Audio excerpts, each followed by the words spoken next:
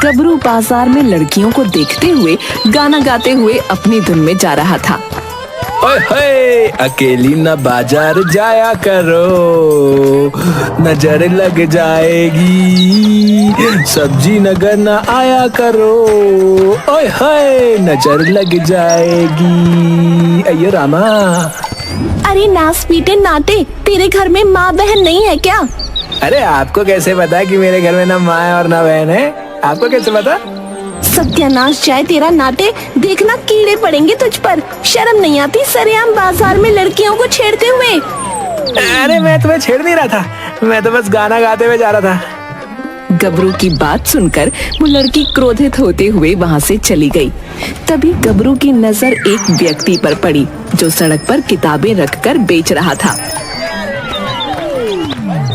अबे आज के दौर में भी कोई किताब पढ़ता है क्या? अबे हाँ भैया बिल्कुल पढ़ता है, जब तो मैं किताबें बेच रहा हूँ। अबे वो तो मुझे दिखाई दे रहा है कि तू किताबें बेच रहा है सड़क पे। गबरू की बात सुनकर वो व्यक्ति क्रोधित हो गया। भैया शक्ल से तो तुम अनपढ़ और जाहिल लगते हो, इसीलिए तुम क्या जानो कि किताबों की कीमत क्या होती है। अबे वो किताबी नमूने, जरा तमीज से बात कर ले, समझा है? तू शायद जानता नहीं है कि मैं 5वीं फेल हूँ, 5वीं फेल है, लेकिन हिंदी भी पढ़ना जानता हूँ, समझा? तभी गबरू की नजर एक किताब पर पड़ी। अबे ये कैसी किताब है बे? चुगलखोरी करने के फायदे हैं? अब भैया ये किताब तुम पे बहुत सूट करेगी। ये किताब मैं तुम्हें जो है मुफ्त में देता हूँ, ले जाओ भैया जाओ।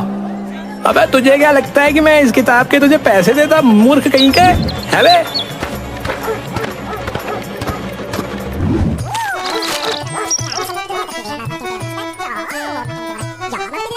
अरे वाह यार, इस किताब में तो चुगलखोरी के बहुत फायदे लिखे हुए हैं। इसका मतलब मुझे भी चुगलखोर बनना चाहिए है। मगर इसके लिए पहले मुझे शराफत का चोला पहनना होगा, तभी लोग मेरी बात पर विश्वास करेंगे ना। कहाँ से शुरुआत करूं, कहाँ से? हाँ, चाय वाले की दुकान से शुरुआत करता हूँ।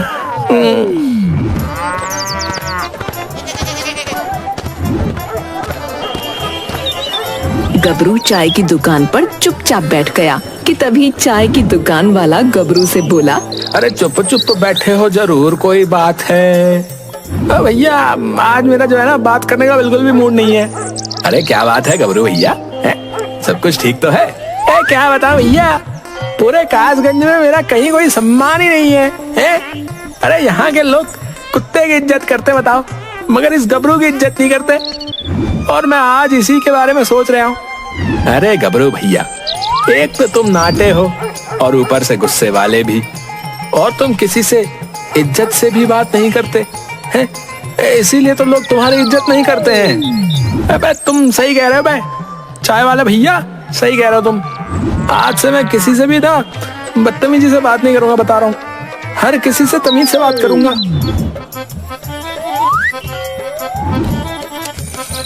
अबे ओ मतलब चाय वाले भैया, मतलब चाय वाले भैया जी, हमारा और तुम्हारा आज तक का हिसाब चुकता है। अब मुझसे मत कहना कि तुम मुझे पैसे नहीं देते। ये देखकर चाय वाले की आंख में आंसू आ गए। गबरू भैया, तुम बहुत अच्छे इंसान निकले भैया। मैं तुम्हें बेवजह आज तक बुरा भला कहता रहा है। कोई बात नहीं, कोई बात नहीं, मुझे तो कासगंज में हर कोई बुरा भला बोलता ही है। नहीं गबरू भैया, अगर तुम्हें पूरे कासगंज में सबसे ज्यादा बुरा भला कोई बोलता है ना, तो वो कासगंज का मुखिया है, जो पता नहीं अपने आप को क्या समझता है। जब देखो अपनी बेटी झुमरी को लेकर जो है पूरे कासगंज में सांड की तरह टहलता रहता है। मेरा बस चले तो मैं उसकी और उसकी बेटी झुमरी की वो कुटाई करूं कि सारा कासगंज देखता रहे भैया। गबरू कुछ देर चाय की दुकान पर बैठकर सीधा गांव के कासगंज के मुखिया के पास चला गया। मुखिया जी, मुझे आपसे कुछ बात करनी है। गबरू, लेकिन मुझे तुमसे कोई बात नहीं करनी भाई, क्योंकि तुम्हारे पास ठलुआपंती की बातों के अलावा कुछ भी नहीं होता है। मुखिया जी, मैं अब सुधर चुका हूँ और मैं आपको बस यही बताने के लिए आया हूँ कि कासगंज के बस स्टैंड पे चाय वाला आपकी बड़ी बुराई कर रहा था। वो बोल रहा था कि उसका बस चले ना तो वो आपकी और झुमरी की बुरी तरह से कुटाई कर रहे हैं। ये सुनकर मुखिया बुरी तरह से चौंकता हुआ बोला, है? लेकिन मैं तुम्हारी बात पर विश्वास कैसे करूं भला? तभी एक व्यक्ति जो कि गबरू के ही साथ चाय की दुकान पर बैठा हुआ था आकर मुखिया से बोला, अरे गबरू बिल्कुल सही कह रहा है मुखिया जी। जिस समय वो चाय वाला आपको भला बुरा बोल रहा था उस समय मैं भी वहां बैठा हुआ था। मुखिया जी आप हमेशा मुझे गलत समझते रहते हैं, लेकिन सच तो ये है कि मैं आपको अपने पिता और झुमरी को अपनी बहन की नजर से देखता हूँ। ये सुनकर मुखिया को चक्कर आते हुए महसूस हुए। अरे गबरू तू तो वाकई सुधर गया रे, और तूने उस चाय वाले की करतूत बताकर अपने सुधरने का मुझे सबूत भी दे दिया। अब उस चाय वाले की खैर नहीं, तो रुक अभी मैं उसकी खबर लेता हूँ।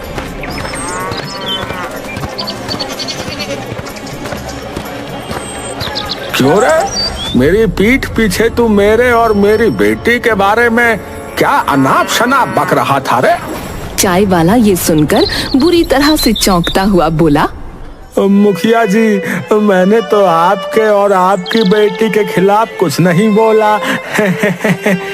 मुझे उस बेचारे गबरू ने सब कुछ बता दिया है। हाँ, और तेरी करतूत की गवाही तेरी दुकान पर बैठने वाले एक व्यक्ति ने भी दे दी है।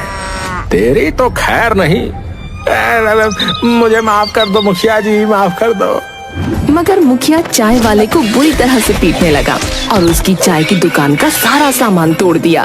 कल से तेरी दुकान अगर मुझे यहाँ दिखाई दी तो मैं तुझे गांव से धक्के देकर बाहर निकाल दूंगा, बता रहा हूँ। इतना बोलकर मुखिया वहाँ से चला गया।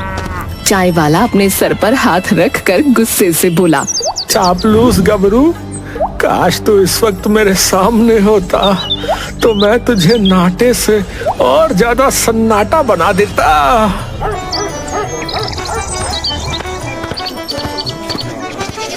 तुम सही कह रहे थे गबरू, मुझे उस चाय वाले से ऐसी उम्मीद नहीं थी। मुखिया जी मैं आपका कासगंज छोड़कर जा रहा हूँ। क्या हुआ गबरू, तुम कासगंज छोड़कर क्यों जा रहे हो? मेरे पास कुछ ही पैसे पड़े थे मुखिया जी, जो मैंने उस चाय वाले को दे दिए।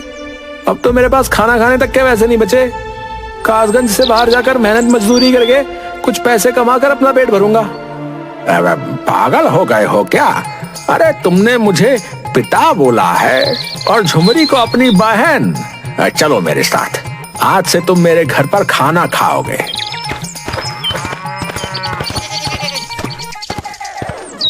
क्या बात है गबरू, कल ही मैंने चुगलखोरी के बारे में पढ़ा था कि चुगलखोरी के कितने फायदे होते हैं, और आज देख भी लिया है।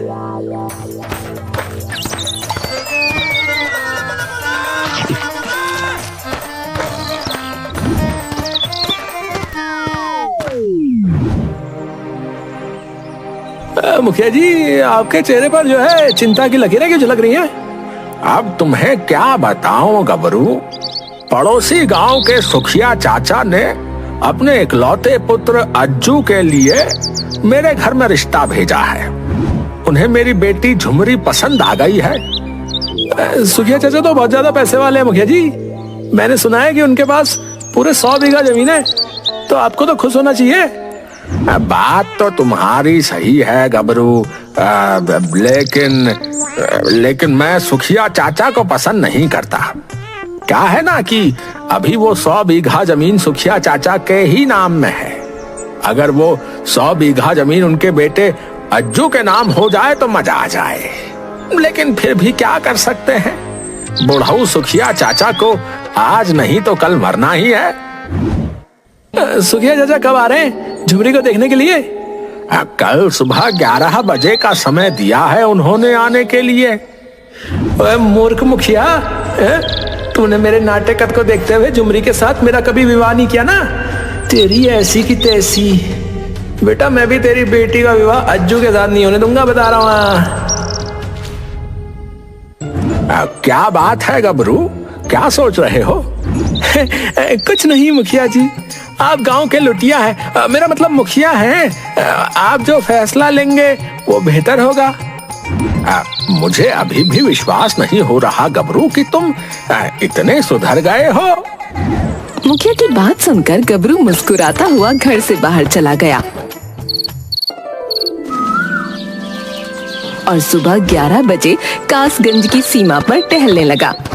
तभी उसे दूर से सुखिया चाचा और उसका बेटा अज्जू आता हुआ दिखा। अरे कहाँ जा रहे हो सुखिया चाचा, कहाँ जा रहे हो? क्या गबरू, तुम्हारे कासगंज के मुखिया के घर पर जा रहा हूँ। क्या है कि मुझे उनकी बेटी झुमरी पसंद है अपने बेटे अज्जू के लिए, इसीलिए मैं अपने बेटे अज्जू को भी साथ लिए जा रहा हूँ। लेकिन मुखिया तो कल आपको काफी भला बुरा बोल रहा था। क्या बकवास कर रहे हो गबरू? हाँ सच बोल रहा हूँ। बोल रहा था कि कुछ ऐसा हो जाता कि आपकी 100 बीघा जमीन आपके बेटे अज्जू के नाम हो जाती और आप मर जाते। और हाँ ये भी बोल रहा था कि बुढ़ऊ सुखिया को एक ना एक दिन तो मरना ही है। ये बकवास है गबरू। सारा कासगंज जानता है कि तुम एक नंबर के झूठे और मक्कार हो। मैं तुम्हारी बात पर विश्वास क्यों करूं? मैं जानता था सुखिया चाचा कि आप मेरी बात पर विश्वास नहीं करोगे, इसीलिए सबूत के तौर पर मैंने अपने मोबाइल में मुखिया जी की बातों को रिकॉर्ड कर लिया था। ये सुन लो, 100 बीघा जमीन उनके बेटे अज्जू के नाम हो जाए तो मजा आ जाए। बुढ़ऊ सुखिया चाचा को आज नहीं तो कल मरना ही है। 2 कौड़ी का मुखिया है?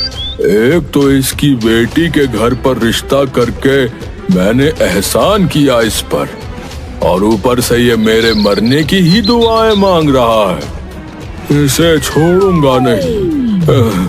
चलो अज्जू, मुखिया को पीट कर आते हैं, चलो।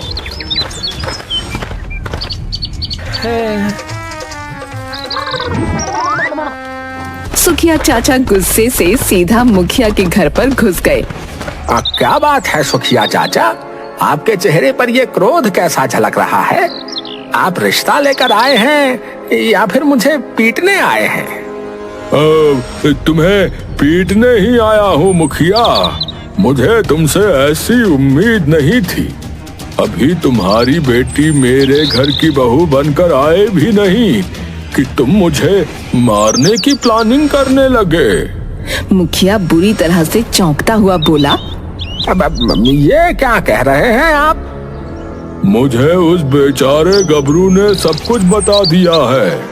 देखते क्या हो बेटा, पीट पीट कर मुखिया का बुरा हाल कर दो। इस 2 कौड़ी के मुखिया की तो है?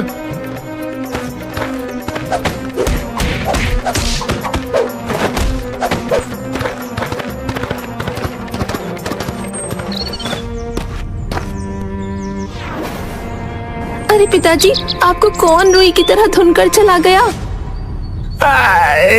अरे झुमरी, ये सब कुछ उस गबरू की करतूत है। कल जो मैं गबरू के सामने बातचीत कर रहा था ना, उस चुगलखोर गबरू ने सारी बातचीत सुखिया चाचा और उसके बेटे अज्जू को बता दी, और वो दोनों मुझे कुत्ते की तरह पीट कर चले गए। आई मुझे तो कल ही उस नाते पर शक हो रहा था। आप खुद ही सोचिए पिताजी कि वो मक्कार गबरू रातों रात कैसे सुधर गया। तुम सही कहती हो झुमरी, लेकिन वो गबरू का बच्चा मुझे जानता नहीं। मैं उसका कासगंज में रहना हराम कर दूंगा। कहाँ है तू चुगलखोर गबरू? गबरू एक पेड़ के नीचे बैठा हुआ सारी बातें सोचकर हंस रहा था कि तभी कासगंज का एक व्यक्ति दौड़ता हुआ आकर गबरू से बोला, अरे गबलू, तुम यहाँ बैठे हुए हंस रहे हो? उधर मुखिया दाव वालों के ठाट तुम्हें ढूंढ ले आए और ताए वाला तलाली लेकर तुम्हारी तलाश कर ले आए। ये सुनकर गबरू बुरी तरह से डर गया। अरे यार, ये तो लफड़ाई हो गया यार। अब क्या करूं यार? उत्तरी, अरे कल ना त्यार गबलू, अपनी दान बताकर भाग, नहीं तो वो थपेला पीट पीट कर बुरा हाल कर देंगे। उधर कहाँ डाले हो? अबे भाग रहे हो बे। अले मुखिया ने साले ताजगंज की सीमा की देलाबंदी कर रखी है। तू अगर ताजगंज की सीमा पर पहुंचेगा ना तो वो तुझे वहीं से पकड़ लेंगे। भगवान, अब मैं कहाँ से भागू यार। तू तो मला गबलू, तू तो मला। इतना कहकर वो व्यक्ति वहां से चला गया। तभी गबरू की नजर एक साधु पर पड़ी। गबरू दौड़ता हुआ साधु के पास जाकर बोला, साधु महाराज, साधु महाराज, साधु महाराज, मुझे बचा लीजिए साधु महाराज। मैं कोई पुलिस थोड़ी हूँ जो तुझे बचा लूंगा। अबे यार, अगर तुम पुलिस नहीं है तो क्या हुआ? तुम एक साधु तो हो और देखने में चमत्कारी भी मालूम पड़ते हो। कोई चमत्कार करो ना। मुझे सिर्फ एक ही चमत्कार करना आता है। कौन सा चमत्कार? मैं सिर्फ रंग बदल सकता हूँ। रंग बदल सकता हूँ? क्या मतलब? मैं तुम्हें समझाता हूँ। जैसे कि तुम्हारा शरीर का रंग काला है, मैं उसे नीले में परिवर्तित कर सकता हूँ, पीले में परिवर्तित कर सकता हूँ, यहाँ तक कि काले में परिवर्तित कर सकता हूँ। अब तुम बताओ कि तुम्हें अपने शरीर का रंग कैसा चाहिए? समझ गया। तुम कहना क्या चाह रहे हो?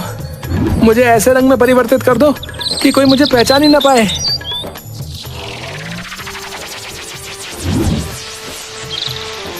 अबे यार साधु महाराज, एक तो मैं वैसे ही नाटा था और आपने ऊपर से मुझे और नीला कर दिया यार।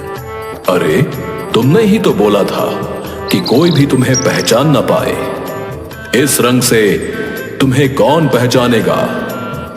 अरे हाँ, ये तो मैं भूल ही गया था। हाँ, ठीक है साधु साहब, ठीक है। और सुन, ये तेरा नीला रंग 1 महीने तक तेरे शरीर पर रहेगा।